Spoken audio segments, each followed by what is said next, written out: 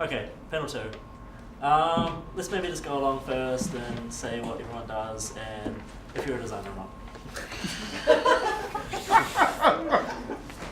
not. My name's Charlie. I work collaboratively with Josh Ippel as an artist.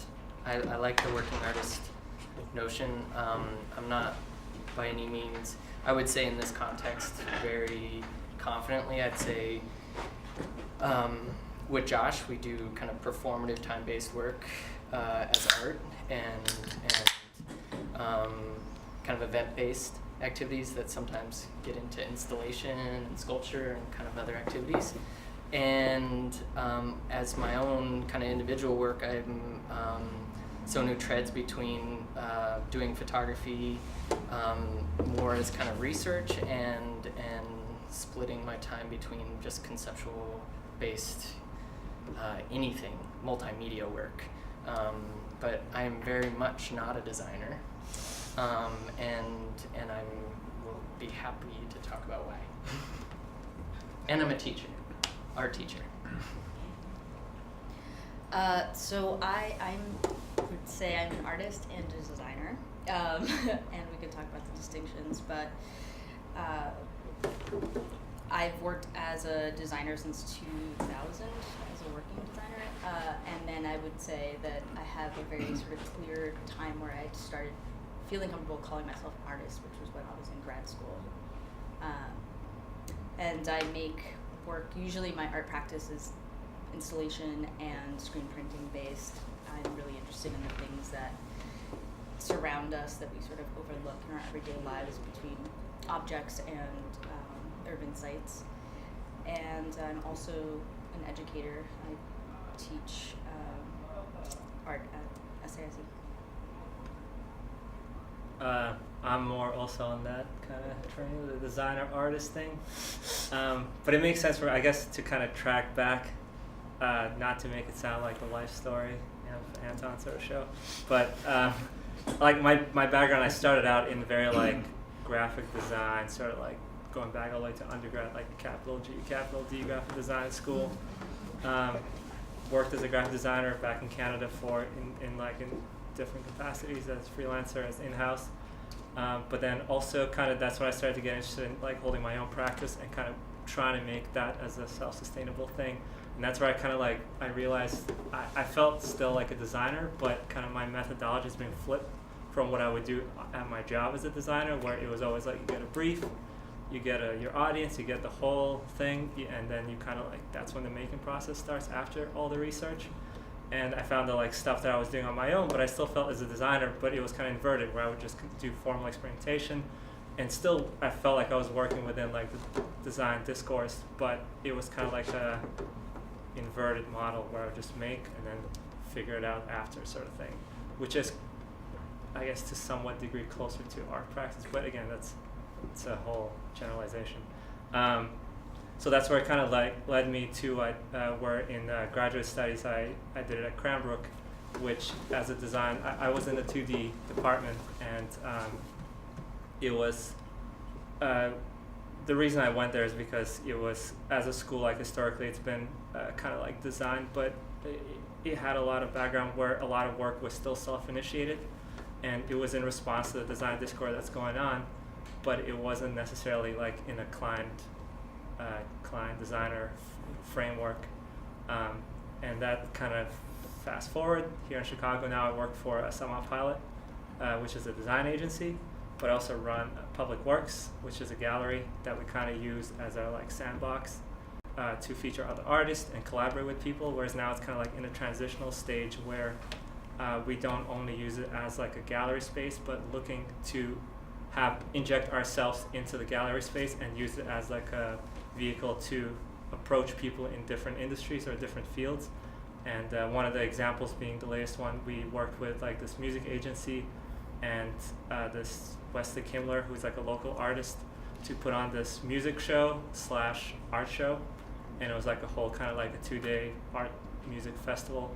And we're kind of like looking to continue to use that as a vehicle to like approach people, kind of like what Chad was saying, who have different skill set, work in different industries, and kind of use that as a tool for collaboration. Yeah, the end. I'm Josh. I'm the other half of Hideous Beast, and I feel like we're sort of firmly planted in the art camp simply because of where we came from with it. But I think we certainly use design type of strategies in terms of research or trying to understand context or thinking of an audience as a client or something like that, or the context as a client maybe. Yeah. Cool. I suppose I want to kind of pick up where we were kind of almost left off with the last one, thinking about at what point you reach the kind of definition that you work under. Like, is there a certain level that you reach, or is there a certain critical discourse that you need to have access to first? Like, I don't know. It'd be good to maybe hear from each of you, like, when you felt that you were kind of secure in that calling yourself something. Yeah, I think I really relate, Rachel, Yeah. to some of what you were saying at a certain point in my life. And I'm not saying that qualitatively at all, or defensively at all. I hope you hear that. But I somewhere along the line determined that aside from what it is I do, I do exist in a body public, and I believe that therefore everything I do is political. And in that sense, if everything is measured by that, then I do at some point think that I'm responsible to act as much as possible with clarity.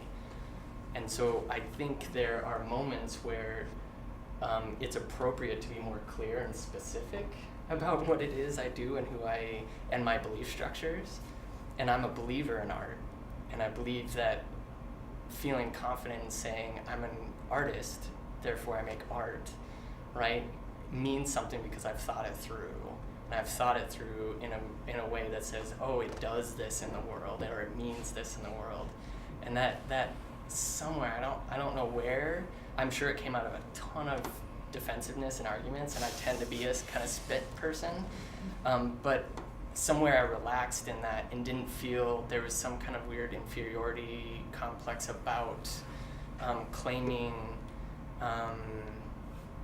it does tread into status, but that's culture's issue, right? And that's an external force that we don't have a ton of control over, but we do have control over contributing to a definition that we want to put forward in the world. And so I want to claim a specific understanding of what it means to be an artist.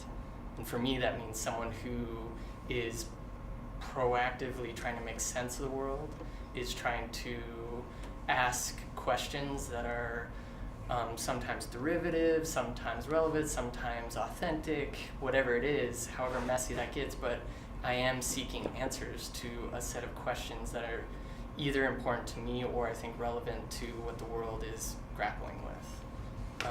So that's where I would say I don't situate with design because I don't necessarily care or feel interested in those questions.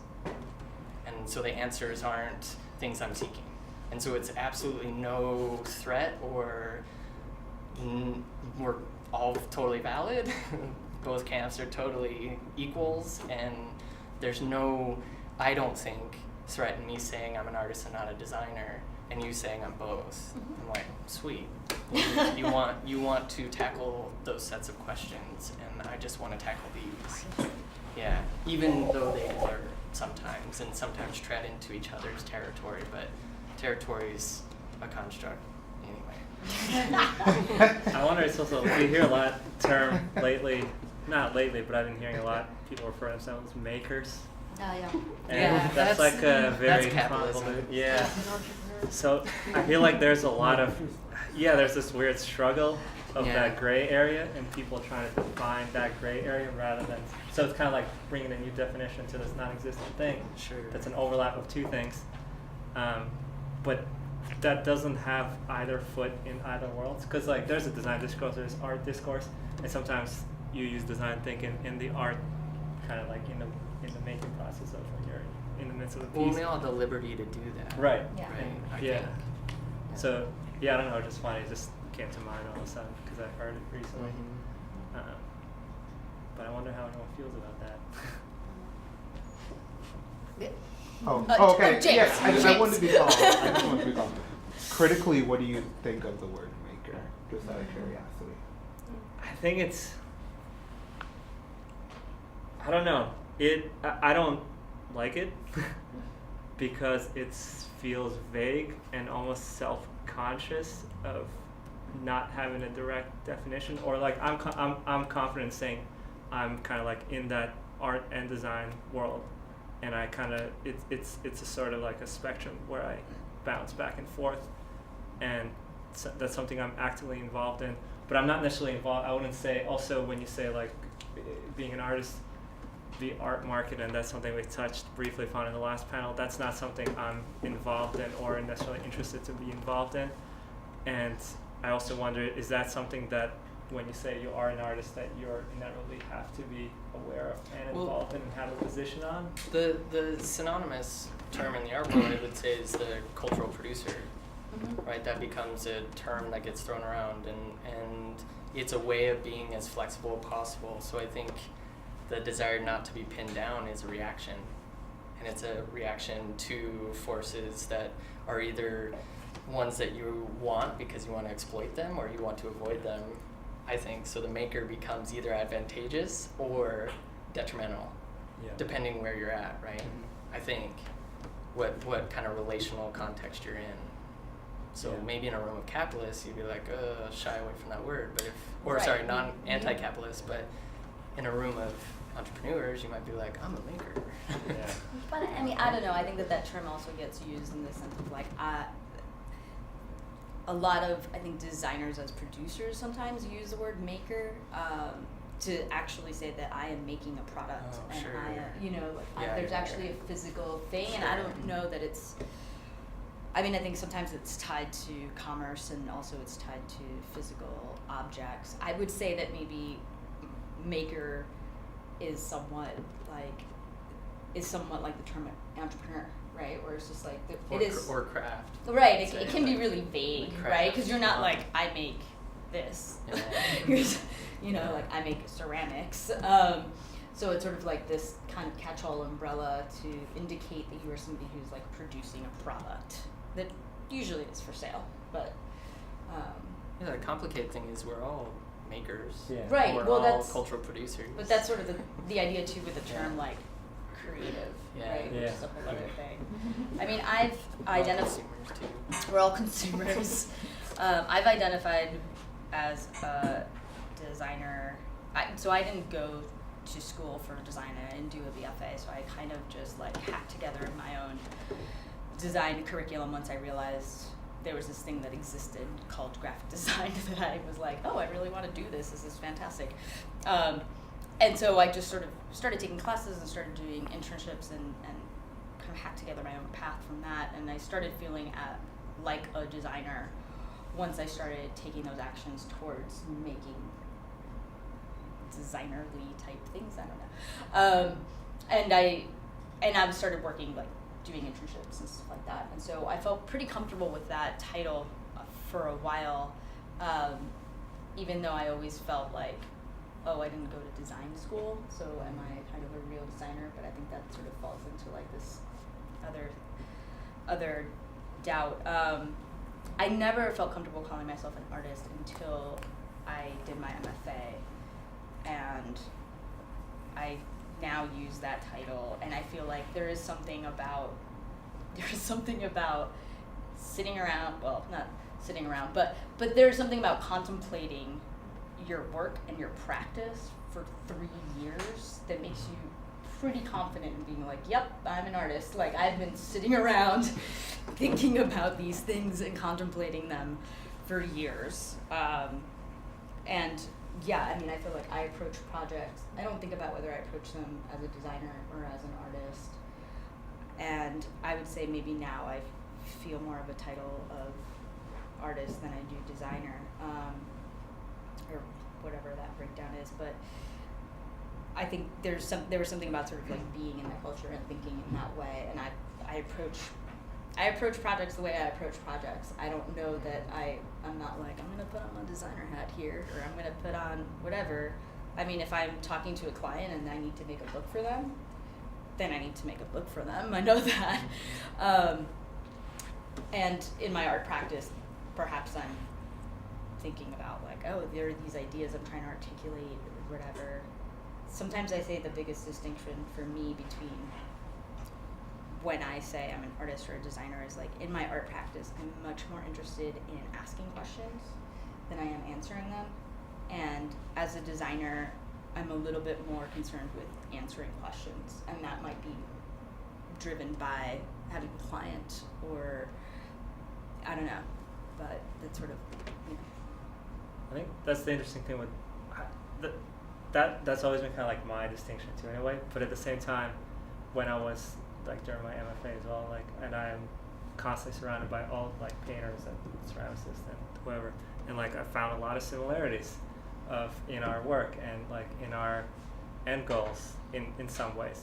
But at the same time, it's kind of like I feel it's always designers are perceived as like problem solvers, and I've always had issue with that because it's a way broader thing and it has a whole field. I mean, if you look at any design history books, it's not a bunch of logos and a bunch of client-based work. There's actually a lot of work in there that has been just self-initiated work or work that's that's questioning what's popular right now commercially and creating self-initiated work in response to that.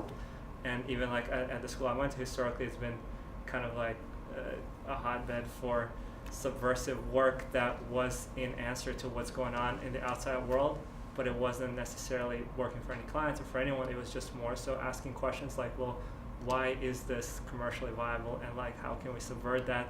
And then 3 years later you would see Taco Bell reappropriating the work that was self-initiated at that school. So I think it's like in my personal practice I've been kind of like also, I don't want to say fighting the notion, but like trying to see a more expansive view of design outside of the problem solving. But you mentioned the term notion. Design thinking, and so like what do you mean by that? Because I feel like that's sort of a problematic term I know. as well. And I'm the same way. It's like there is no hats I change when I work on stuff, and it's like, oh, I'm gonna do my design thinking now. Yeah, like, right. The design usually presupposes like a tighter set of parameters than art might, right? I feel like that's at least one sort of basic distinction. It's not always true. But I might do an art project where I am putting those constraints on myself. Sure. Right? Like. Yeah. But it's all you're in conversation with some cultural happening or aspect or something. In both fields, I feel like. I don't know. Well, one of the tricky things becomes, other fields don't grapple generally with some of these issues because there's a pretty understandable criteria that measures what constitutes a lawyer, what constitutes a doctor. It's Or like even like within social worker, an there's architect, like within sort of like the arts field, right? Like, but there's not it's a very difficult measurable criteria to say this is art, this isn't, this is design, this isn't. And I think sometimes that's positive, but sometimes I think it's in certain systems, right? It becomes infighting and competitive, and I'm not sure. I think it's mainly because it becomes competitive. I think we start to get to a point where there's very little slots or very opportunities become narrow in the art and design field, and therefore it becomes necessary to tighten what constitutes a viable CV, what constitutes cultural currency, what constitutes these other terms, so we can all compete for the very few positions. I mean, that's interesting that you even brought in like a really tangible object that sort of speaks about that, like a CV. Like I have a different artist CV than I have a designer CV. Mm-hmm. Actually, I don't really need a designer CV, I right? think Like you're probably I taught have as a grad website. student to have a website before you have the body of work done. Yeah, but like, and Absolutely. so I do prioritize different kinds of work to show, in a CV when I am like applying for particular art Mhm. stuff, right? It's So just incredibly self-conscious. yeah. What do you think, Josh? About What Cameron's gonna all ask of the you things next. we're talking about. I definitely was still thinking about the maker term because to me, I like the idea that the maker term could be open-ended enough to incorporate a lot of different things. Yeah. But it seems like more often than not, it ends up referring to sort of technology fetishization, sort of 3D printers, etc. That's That's funny. I mean, obviously, Make Magazine is part of that culture, but I know that's just a word sort of synonym thing, but it I does actually seem to sort of associate it- coincide with craft in some ways too. That like materials become kind of the primary moving Right. force with that. Whereas artist and designer, I see both of those existing at this moment in time as being open platforms for exploring anything you want. Whereas design obviously is more often tied to an actual job, and art is more often tied to sort of this cultural surplus that you maintain through having a day job or something like that. So personally, I see art as this way of just kind of saying fuck you to my day job and burning off that cultural surplus. Well, I wonder if that's the thing and this isn't necessarily saying this is the answer, but is it like design is commerce driven where art is internally driven? And I mean, there's gray areas, of course, always, but like, is that maybe getting closer to, because even when you're talking about design as internally driven but reacting to a culture that is hot or, like it's still reacting to that commerce of it, where, and there's definitely art that is, reacting to the commerce of art making based on art. I'm wondering if that maybe there's just like too much overlap. Yeah. But See, I I wonder if that gets actually, closer. and respectfully, I disagree. I don't think there is too much. I think we've muddled it we've been taught to muddle it. I think, and that's come from a severe lack of education in what something is as art versus what something is as design or whatever else you want to call it. And I say this wholeheartedly from the perspective of just doing a very Duchamp exercise with a lecture hall and saying, is this art? And they can't help but say yes because it's designed well or it's pretty looking or it's got all these really antiquated The art has this ways of aesthetic defining baggage, it. Yeah, right? and all these judgments, right? Where art as a dialogue has moved way past that so long ago that to call this art when I'm not appropriately putting it in a place to call it art just feels like a severe there's a deficit in understanding, and so I just think there's a deficit, and it's a cultural problem, not not that there's that actual friction or overlap that's competing. Yeah. I'd like to comment on the positive side of that modeling. In some ways, that modeling makes it so you don't have to care. I have a friend who I went to art school with back in the 90s, and she had a really strong design bent, but she was doing printmaking because she wasn't necessarily a designer. Now, then she went to grad school in design so that she could become a design professor, and that's what she does for her working. But for her actual things that she makes, she's making posters, but they really come from this art sensibility. So she no longer has to care about the label. This modeling has allowed her to do design work as an artist and not even try to define where she falls in that line. I think that's a really great comment, and I would add to it that she doesn't have to necessarily maybe think about it, but the thing itself is in service of something, right? So the poster is maybe made and put into the world and becomes in service of something, whether or not it's intended or positioned or whatever. It might just happen that way, and we see this all the time where people discover something in a garage and take it out of that context and make it art, right? And position it that way. But I think it's really important to distinguish that if you're making a design thing, like an object, let's just use that, or a poster, and it's in service of being a poster for a movie, and it appropriately is advertising and promoting that movie, sweet. It's a design poster for a movie. So it's But about if it's not intent. in service of Yeah. that, Right. yeah, then I just think there's totally room for those to be totally distinct and comfortable in the world. We might have our value judgments, right, of one or the other, but I feel like artists often are getting in this mode of defending something being appropriately art. It's like it's trying to be art, and done. I just, there's so many institutional things that have validated that at this point that I agree on some level that, like, why are we questioning whether or not, I don't know. But I can see where it comes to, like, maybe this is really shallow, but to a commercial clarity. So you're being clear with a client or an artist or an institution. Maybe you need to define those things if you're seeking a design teaching job.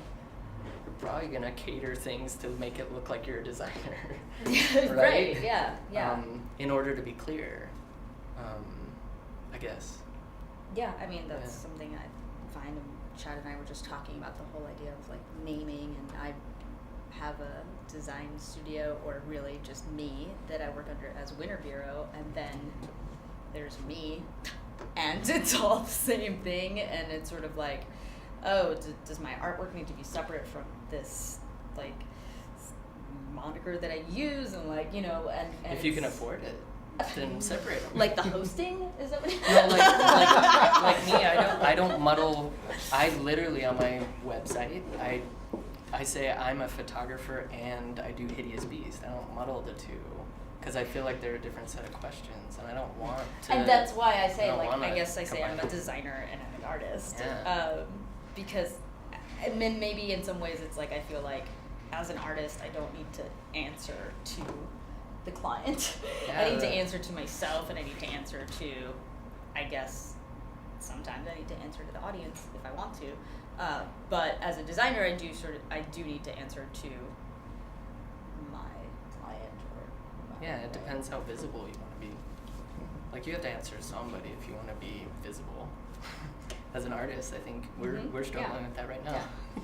I think Conflicts with curators. the Sure, notion yeah. of, like, Yeah. different set of questions, interesting, because, like, thinking back, maybe early 2000s or early 90s, whatever, graphic design was called, like, desktop publishing, and it just meant that you were sitting in front of a computer, and it's a super, relatively to art, very new field, and, like, the discourse is still evolving and morphing, and it's much less grounded than a lot of art movements / philosophies that have already happened for centuries and centuries. So I feel like it is interesting in some ways to really separate it, because when outside of the client designer relationship or framework, there is still designers, I feel like, who are trying to consciously evolve this discourse and morph it into something that can stand on its own and not just be a completely 100% commercialized practice. Do you feel like you can answer somewhat what would be gained from attaching yourself to the problems of art or the questions of art? Because there is one kind of cultural latching on that says, like, oh, and photography did this, right? Photography latched itself onto art in order to gain from the capital that art had achieved, Yeah. right? And the status it had achieved. But what is gained by linking yourself to art? Because art, the last thing I would ever want to be is a painter. Like, talk about a crazy amount of questions, a flooded history that's really hard. Yeah, it right? is. It's a serious investment to deal with the problems of paint. So I'm also a painter, and self-hatred is like also a daily practice. yeah, It's totally. a requirement. Yeah, it's a requirement. Clothing. It's like the last thing I'd ever want to do, but why attach yourself to this? What do you gain from art? Yeah. I don't know. Maybe part of it is, or do you mean as a designer, like Sure. I mean, part of it, I think it just happens inevitably because what I was saying is like the design discourse is still sort of new relatively. Yeah. So a lot of questions that you ask culturally as a designer will ultimately leak out into art theory Right. inevitably. Yeah. And that's just because it's like not enough things a lot of times to grasp on in the history of design because it is relative, like very new relatively. But it's part of it is like that's why I'm to a lot of designers when I describe my methodology, it's like especially my personal practice, I'm seen as like an artist. To them, it's like the capital G, capital Z graphic designers is like I call them, I guess. But I'm like I wholeheartedly stand on the stance of like no, I am there is overlap, but I stand behind the design discourse. I'm like trying to expand it in any way I can because it's exciting because it's still so new. It's kind of like you're constantly treading new ground, especially with evolving technology, social media, and all of that. And there's just like so many new ways to ask all these questions. But inevitably, it will leak out into the art world when you are working with a methodology that is still largely in the design discourse, kind of seen as, you're often hear design students being hammered with form follows function and all that sort of thing, all those mantras. But I mean, that's just one side of it. There's so much more of it. I don't know. Do you think that the discourse of design has come out of art, or like was there a beginning point for design that came out of something? What came before design? Like, and do you think like the kind of body of knowledge of design is always like kind of taking from art? Somewhat. If you look at like the textbooks, whatever the textbook's definition, all the design history books start out with invention of paper, the movable press. So there is some linking to specific technologies language and communication to the masses or communicating a message. But there is artful ways of doing that, and there have been historically. Yeah. But even like That's a good point. cave drawings could be For put sure. in that same context, Right. right? It's like, and this is what I'm thinking They're about. paintings, by the way. Sorry, They're cave art. painting. They're mark making. And it comes down to this idea of intent when we were talking about Right. earlier, Yeah. and as you guys talked about like the compartmentalizing the practices, like I personally find it extremely crippling to separate the two because I have a practice in both. And as soon as I have thinking about two different websites, two different gateways to engage with the work I'm making, as soon as I start thinking about them as separate things, I stop doing both of them. Like I just come to a crippling halt. Yeah. And I think for me personally, like not trying to compartmentalize those two and marrying the two in a way that that makes me more comfortable with creating that momentum there. Because the defining them creates this friction that actually stops the wheels from moving, for me personally. Right. You were going to say something. Yeah, I was going to add too that I think graphic design transitioning to the art world, I think can be a reaction against commerce and client-based feedback. It's one of the only creative professions that probably is more monetizable than anything else, yet we're reacting against that because we feel like we're watering down our ideas and our work because it's in service of a client or it's in service of a business. Even though there may be artful things going into that, it's a complicating factor. And I think to many graphic designers, they romanticize this artistic view that, you can kind of do whatever you want. You can explore alternative ideas that, don't necessarily need to be no one's tracking the clicks or no one's tracking the amount of money that's coming out of it. So in a sense, graphic design has a privilege over art because they already are kind of coming into it from a place of privilege because we're already used to being paid for our ideas, and then changing that to something totally different is really shocking. Well, I would qualify real quick that I actually I like what you just said a lot, both you, because it reminds me that I'm deeply suspicious of being beholden to kind of institutional pressures, and I've consistently distrusted those kind of pressures, so I'm always seeing a subversive route to something. So anything that breaches on kind of a threat, a capitalistic kind of approach to something is a flag for me personally. And so I try not to muddle them because, for those reasons. Yeah, And yeah. I think I could totally see where it could be absolutely meshed and done critically and interestingly, and I just haven't made that my plight in life. Right, and Yeah. I think it's gonna, in order to define these things in a broader sense, like we're digging a deeper and deeper hole because each individual comes with their past experience and their academic background or lack thereof, and they have their own definitions, and in order to find this like consensus within the whole is kind of trite, like. There's a shift though, like we're all very apt products of a postmodern ideology, right? So when do we move into whatever's next? And I'm not sure what that looks like, but I think there's going to be a lashback against this hypersubjectivity. I think, Yeah. and I think that's going to be the environment. Yeah. Yeah. This is just a comment on the idea that art theory gets pulled into design just because of its longer history, tied with your idea of the client, freedom from client. I think I don't have an answer, this is just a comment. I think it'd be interesting to look at design in context of commentary and theory on architecture, because it has a super long history and has that same client base history, but it's also as long as people have been theorizing about art has fallen in the radar, even if they dismiss it and say, oh no, it's too functional to be art, at least they had to address it. I have a sort of it's not really semi, it's a question, and it's more a semantic question, and it's about the idea of the personal project. And I find it really interesting that I only see something being called a personal project when it's made by a quote-unquote capital D designer, when it's something that is outside of a client relationship.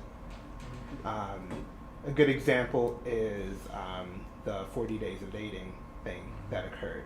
And that was seen as something that strictly this is a personal project by two designers.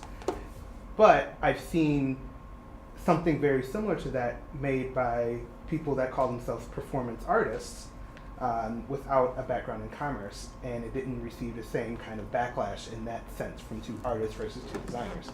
So I'm curious of why you think that capital D designers like to use the term personal projects for things that might exist more towards art. I feel like we haven't figured out what category to put it in yet. Honestly, I think that it's fluctuated between. What's it there? Sorry. Like The personal project. people. Speculative design? Not if somebody else No? is Oh, okay. not forcing you to do it.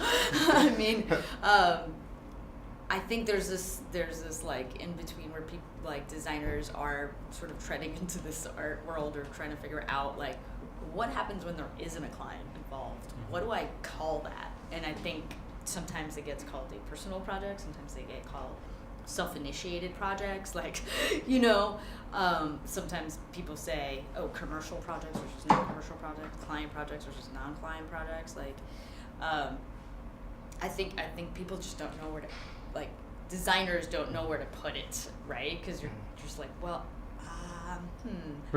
You're so much taught to connect it to like an external force. Exactly, right? exactly. Yep. So Yep. then it gets Yep. turned into this like personal project, which may or may not actually be personal, right? Like, Right, but then you are the client rather than an exterior. So Yeah. it's like, That also makes me think of like what Rachel was bringing up earlier, this idea of like you might do some personal work because you want that in your portfolio, you Oh, don't sure. have it, and it's like a way to market yourself. And I think that's very different from something that might be like leaning towards an artistic side where if you want to have We these do that pieces too. that's like, this is something that's Don't do that. Artists do that too. They need stuff to put in their portfolio.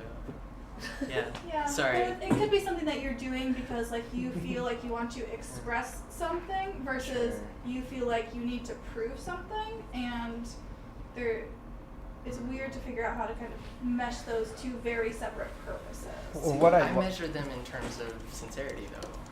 Like if the project seems sincere, like and you can measure that on some level, then It's hard to let's gauge go there. though, man. Sincere projects. There That's you a go. new Right. title all designers No, need to use. No, for no, this. listen, hear me out. I mean, in terms like if that 40 dating, I don't know, so I Mhm. apologize, but No. if it was found and measured as not being sincere, it seemed like it was maybe an attempt to gain popularity or get visibility or something, and it was shallow or it wasn't a strong project. Mhm. Then it hopefully was critically engaged and critiqued on those terms.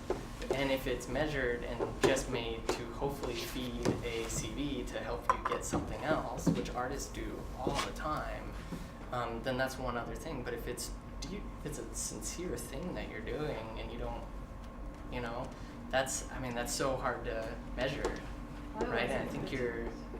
Yeah, you know what? That's super interesting. It's also like with the 40 days of that whole thing. That's a I whole got other- I got that's a a lot whole of other negative project. feedback, but I so almost feel like you guys should say what it is, just really. Oh, sorry. yeah.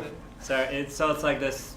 I guess in the design world, Sagmeister and Walsh is this big power duo, and Walsh, who's Jessica Walsh. Walsh, she's the partner, and she decided to make this personal project where it's her and I don't remember.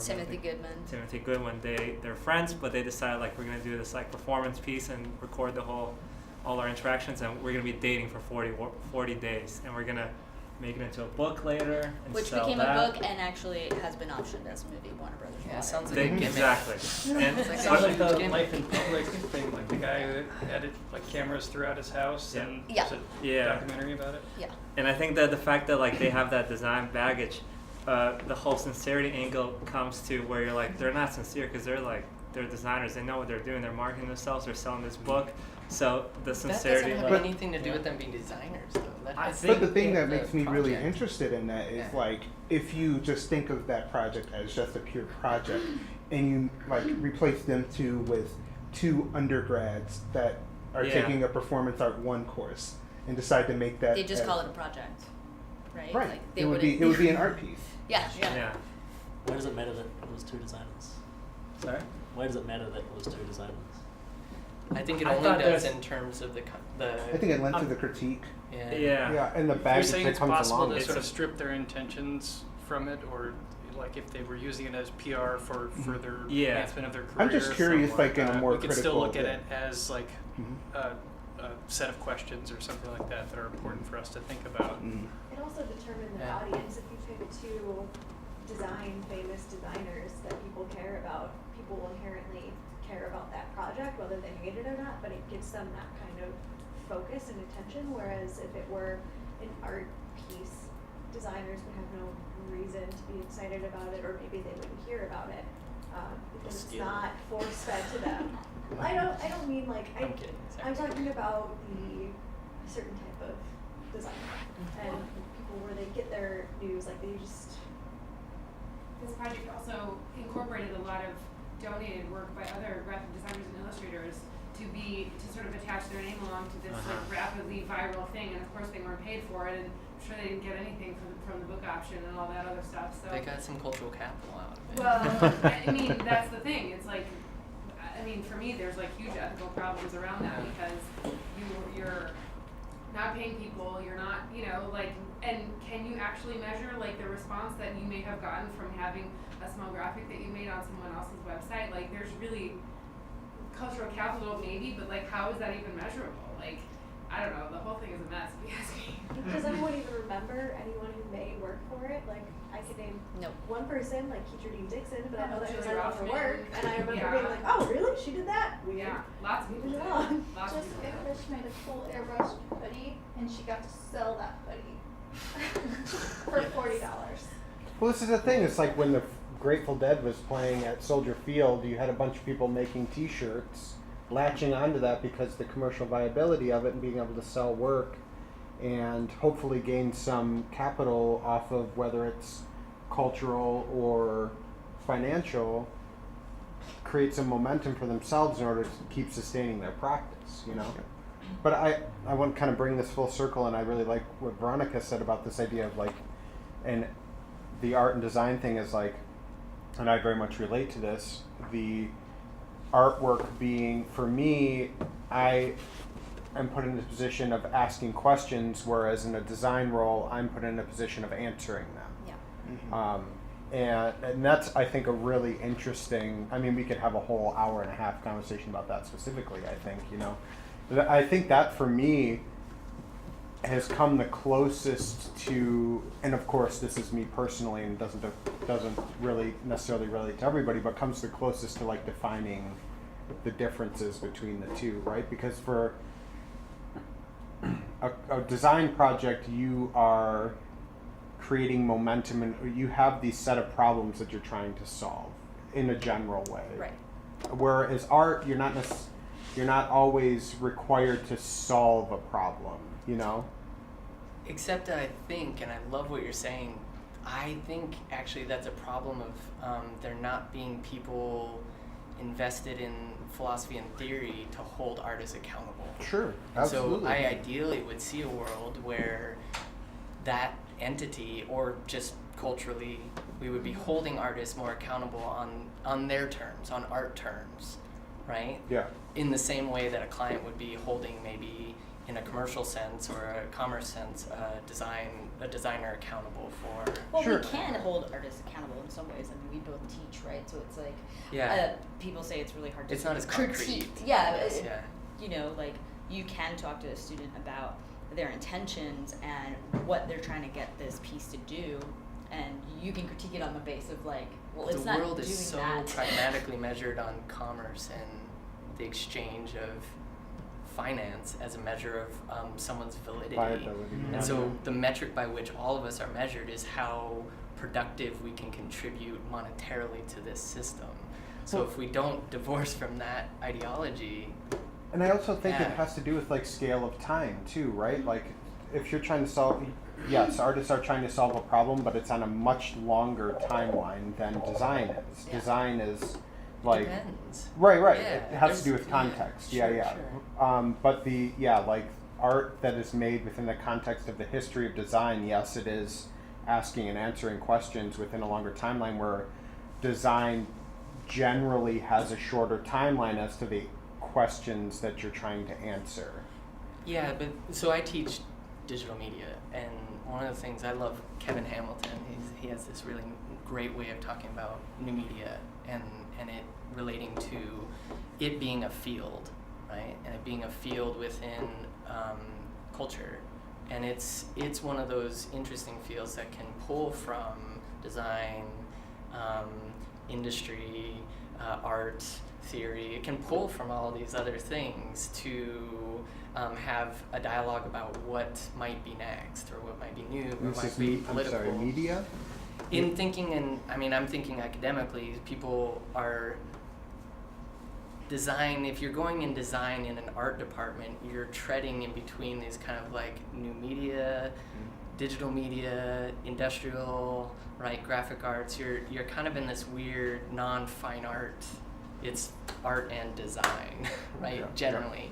And there is some overlap, but I think the design, if you just use that heading, you get in this really interesting category where you can step aside and maybe be what art is ideally supposed to be on some level, is this kind of field that is pulling from all these other disciplines and trying to be as diverse in answering the world's issues, problems, questions, internal, external, all those kind of things. Totally, and I think Yeah. that's what drew me personally to that practice, is that Yeah. it is an overlap Sure. of Yeah. a bunch of different things. Sure. I think that's what drew me to it as well, where I was like, oh, I can, all of my different interests sort of be used in this one practice.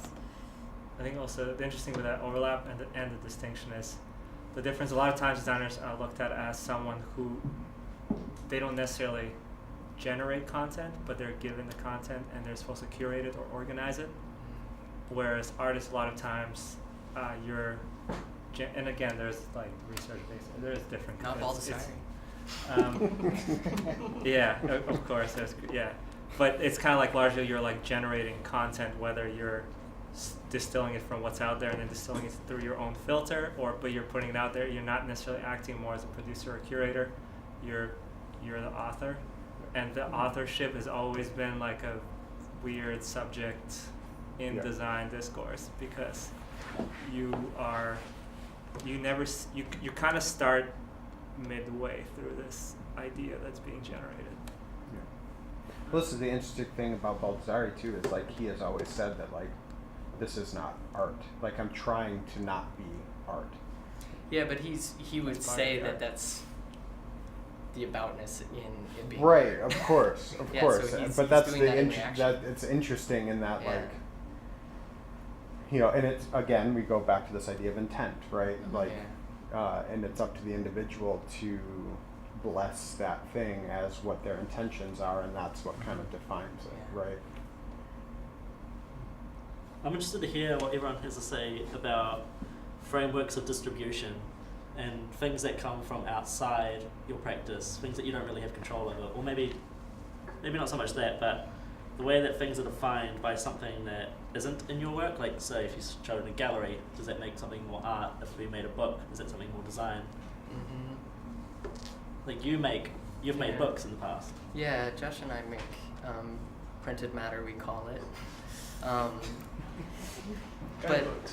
And these are more like Yeah. a noun design, noun art. I mean, yeah. What do you think, Josh?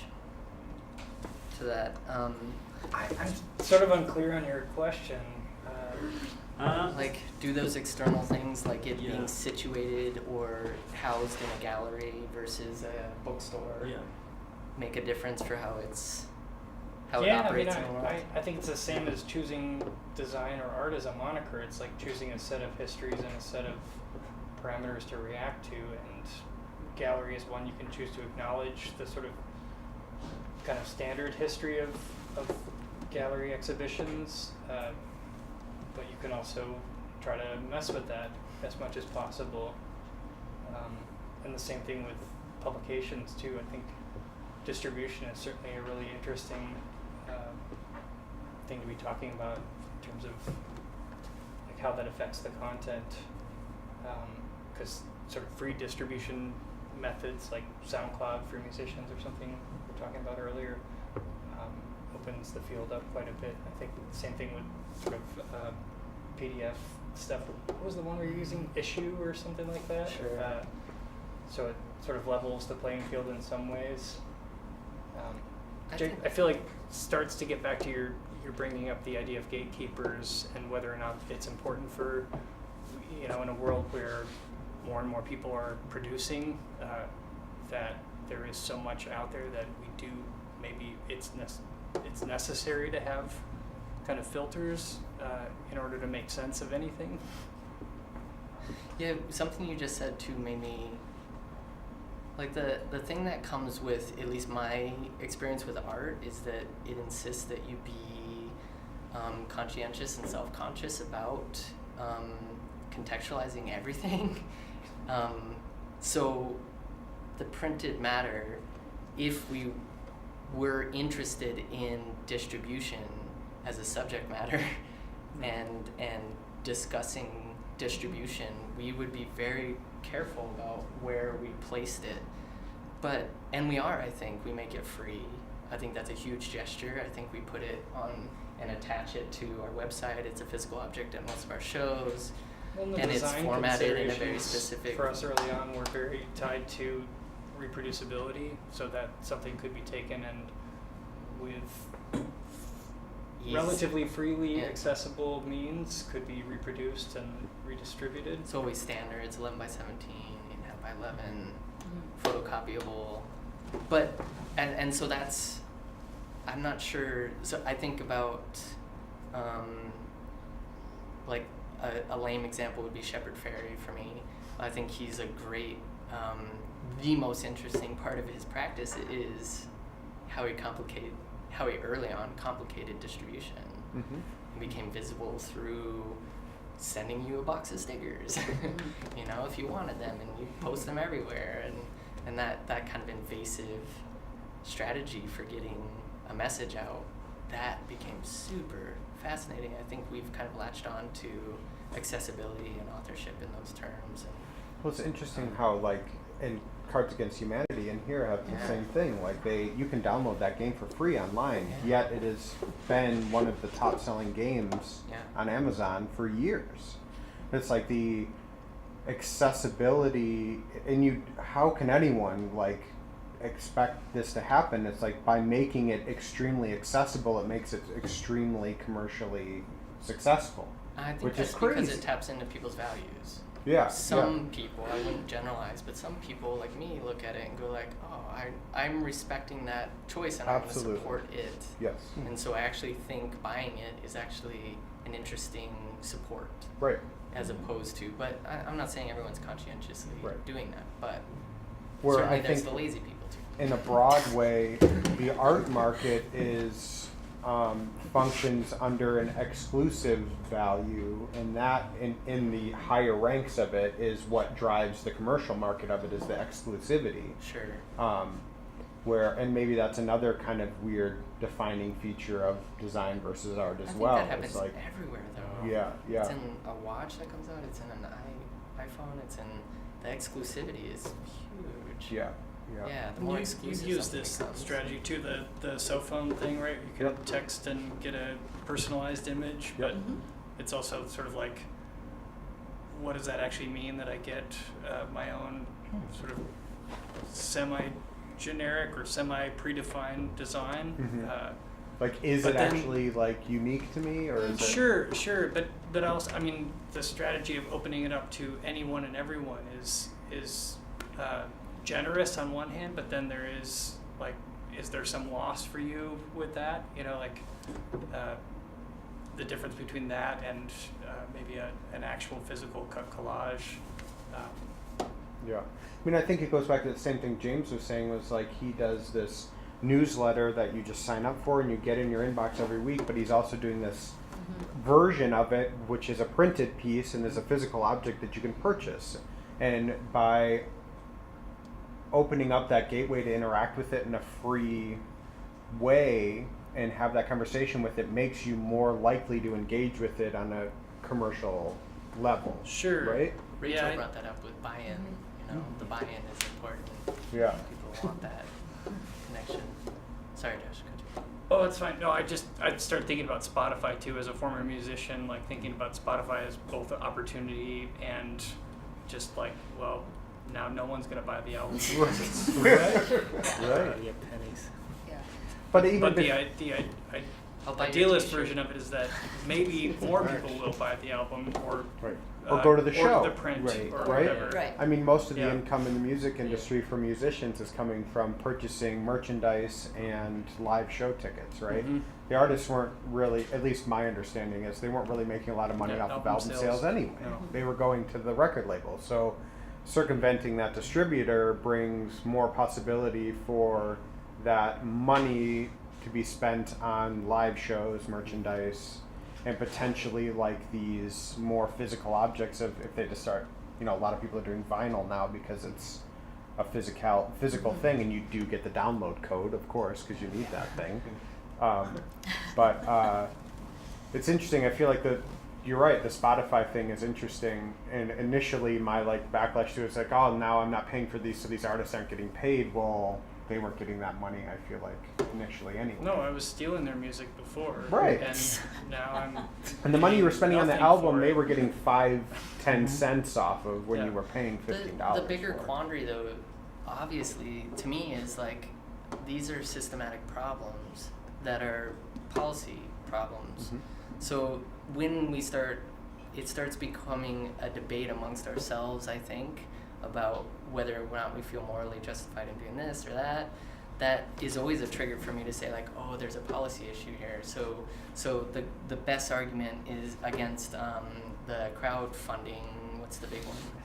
Kickstarter that I've heard. The best one is like, oh, if there's an excuse to not fund social programs because everyone's funding themselves, right? So an artist is putting out a Kickstarter Interesting. and asking all their friends to buy in. Interesting. That's going to exhaust itself and not be sustainable, right? But we used to have a social net, and there were social programs that would fund those problems. But Yeah. if they can, on a policy level, say, no, they're cleaning it up themselves, let them squabble amongst the pennies. That Yeah. we always have to measure and look toward who's gaining, who's benefiting in those situations. And Spotify is a quandary because there's some people who are seriously benefiting, Yeah. and I feel guilty of that. But it's not an easy. The diversion of us all kind of getting in these moral squabbles is that we're diverted from looking at the bigger policy issues, like the, I don't know, communications issues that are happening on a federal level.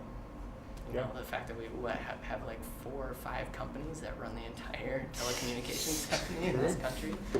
Yeah, those are significant issues. I think we're just about out of time, but if anyone has any like final thoughts that they want to throw at the panel, or that the panel wants to throw at the audience, like this is your kind of last couple of minutes. Literally lob. Yeah. Cool. I would ask one question. Yeah. Like, do you guys, is there actually like a place outside of these moments? Like, is this a real argument that's happening in the world, or is it where is it happening? Like the design This art. What the art conversation we're design? having? Yeah. I Like, think is it it's happening in academia? Is it happening in professional world, food sphere? Where is it? Like, where's the threat? Twitter. I don't know. I think Medium, it starts in Twitter. Yeah. academia. Yeah. Medium. And it leaks out into the world when there's this like two divergent sort of type of designers coming out of different academic settings, and they're in the same field but they have opposing methodologies. So is that a competition thing? Is that this like, oh, weird? Because I got the threat, like, if you don't hit the ground running when you get out of school, you're screwed, right? And if you're not continually productive, if you go a year or two and you don't have work out in the world, people are going to forget you, you're screwed, and this visibility. And I granted, I think that's a real thing somewhat, but man, that's a lot of bullshit pressure from... I mean, I think that the conversation starts from like, at least within my social circle, is like commercial viability. How am I able to sustain my practice based on these defining roles, and then how do I piece them together in a way commercially to get people to compensate me for the work I'm doing? Yeah. That's where I think the And that's conversation a more interesting conversation. I feel like there have been Join a union. Twitter discussions and like Medium posts that have happened about like, what's the difference between art and design, which just fucking bores me because I don't care. Like, right? Like, why are we spending all of this time arguing about just this label when, like, in that level, like, that's a really practical sort of, I don't know, that's like a kind of real situation level where if we're just sitting around like discussing like, what's art? What's design? And I'm like, oh, is this what we need to be worrying about in the world? Like, because I'm pretty sure there's some other shit going down. Us from the labor attached to other fields. I think if we're not joining with the policemen, the firemen, the fire people, persons, the medical field, if we're not joining in general labor issues, then what you just testified to is how hard it is to survive fiscally in this country. Yeah, and I think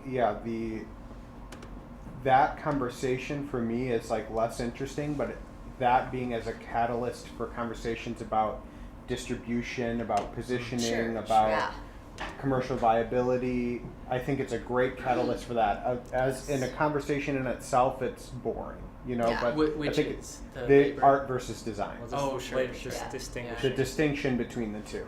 But feels like disgruntled, petty. Yeah, exactly. It's like value judgments. Yeah. Absolutely. Having gone to an art school where there's a design program in it, there's design students saying that they're better than artists because we're gonna make money after working Right. on these artists. Those And guys are like, suckers. well, we're not selling that. Yeah. We're gonna work, and it's just everyone thinks they're better than each other, and Yeah. I think maybe that's where some of that conversation comes. People just being very self-conscious. Well, at our school it was craft and fine art was a huge fight that was happening. Oh, It's yeah. because there's funding, there was a fight over funding. And it was really evident, and there was such intense, and most of us, I think, just thought they were separate conversations. But yeah, there wasn't the funding available to house both. Yeah, I agree. And the fact that like the gray area in the arts, I think the more interesting question is like, can this become a financially viable hybrid sort of thing that goes forward, what that is, and not so much like going design art. Yeah. Yeah. Or even asking like, why is that such a people insist on continue to Why ask we that? insist Like, on- yeah, why Yeah. why ask that question? Well, if you didn't And need a new it's- Mac lab every year, this would all end.